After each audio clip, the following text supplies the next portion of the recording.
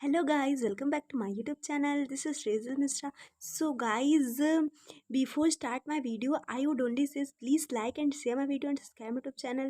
So guys, हमारा आज का टॉपिक है सोशियोलॉजी का इम्पोर्टेंट क्वेश्चन जो है आज मैं आप सबको वही बताऊंगी। तो बिना देरी के हम वीडियो स्टार्ट करते हैं। तो गाइज हमारा पहला क्वेश्चन है नगर क्या है, नगर की विशेषता बताइए। तो गांव, नगर एवं कस्बे ये हम लोगों की सोशियोलॉजी में पहला ही जो हमारे यूनिट है यही इसी से रिलेटेड है। तो मैं इसीलिए आप सबको नगर लेके आई हूँ। तो आप गांव, नगर, कस्बा इन सब की परिभाषा अच्छे से याद कर लीजिए एंड देन हम आप सबको ये बताते हैं।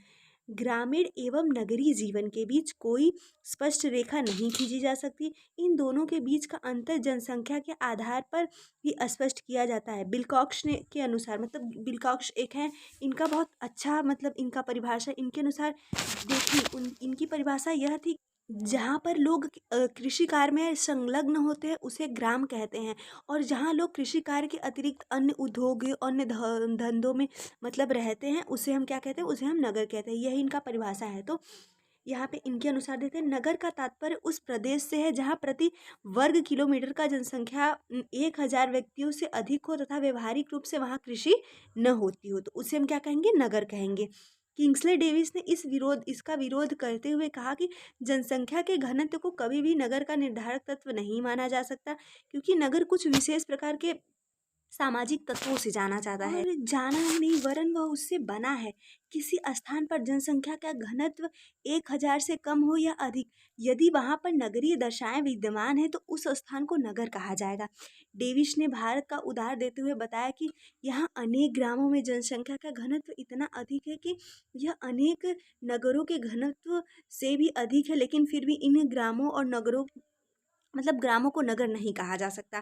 तो यही होता है मतलब गाइस कि देखिए हर एक राइटर ने अलग अलग परिभाषा दी है, लेकिन बिलकाक्ष जो है इनका तो मैंने आप सभी को बता दिया। इनका क्या था कि जहाँ पर लोग कृषि में संलग्न हो उसे ग्राम, तथा जहाँ पर लोग कृषि के अतिरिक्त अन्य व्यवसाय में संलग्न हो उसे हम नगर कहते हैं। लेकिन किंग्सले डेविस इसका विरोध करते हैं, और वो उनका मानना यह है कि कुछ सामाजिक तत्व भी रहते हैं।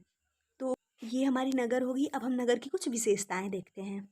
तो हमारी पहली विशेषता क्या है, स्थानीय क्या है, पृथक्करण। जो स्थानीय पृथक्करण होता है वो।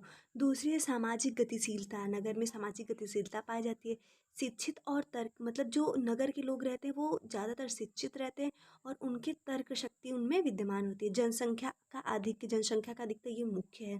आर्थिक क्रियाओं के केंद्र होते हैं, जनसंख्या की भिन्नता होती है और विभिन्न आर्थिक वर्ग, और हाँ यहाँ पे द्वितीयक संबंध पाए जाते हैं। तो गाइज हमारा अगला क्वेश्चन है धर्म क्या है। तो धर्म से रिलेटेड मैंने ऑलरेडी वीडियो बना रखी है, आप सब चाहे तो वो देख सकते हैं।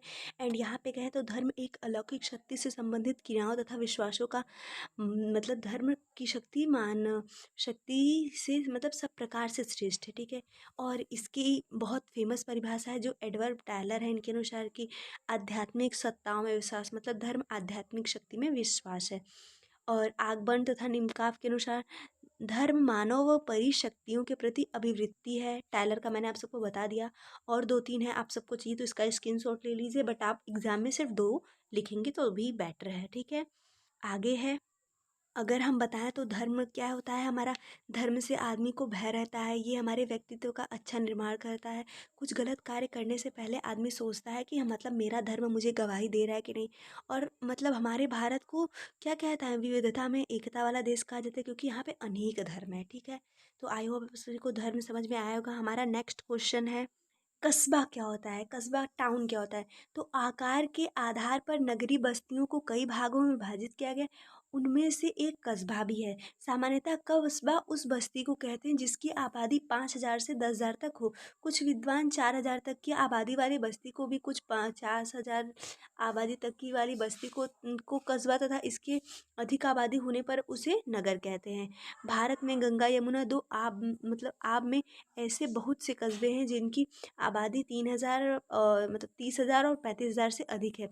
कस्बे की अवधारणा भिन्न भिन्न व्यक्तियों, संस्थाओं, सभ्यताओं, देश सो एवं समय के साथ बदलती रहती है, ठीक है, तो अलग अलग है। अगला हमारा है जाति क्या है, तो जाति से रिलेटेड ऑलरेडी मैंने वीडियो रखा है, आप ना देखे हो तो देख लीजिए। और जाति की परिभाषा देते हुए मजूमदार जो है वो कहते हैं कि जाति क्या है, जाति एक बंद वर्ग है।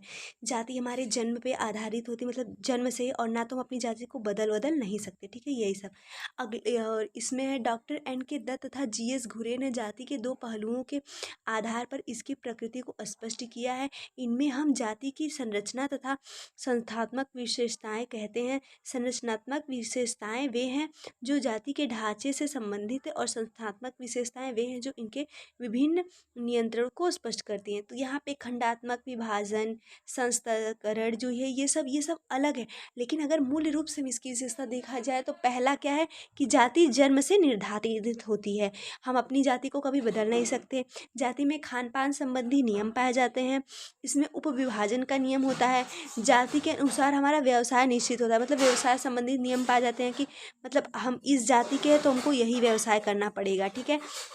उपविभाजन का इसमें नियम होता है, और विवाह संबंधी नियम भी पाए जाते हैं कि हम अपनी जाति में ही शादी कर सकते हैं, जाति के बाहर शादी करना हमारे लिए मतलब पाप होगा, और हम जाति से इससे बहिष्कृत कर दिए जाएंगे, निकाल दिए जाएंगे।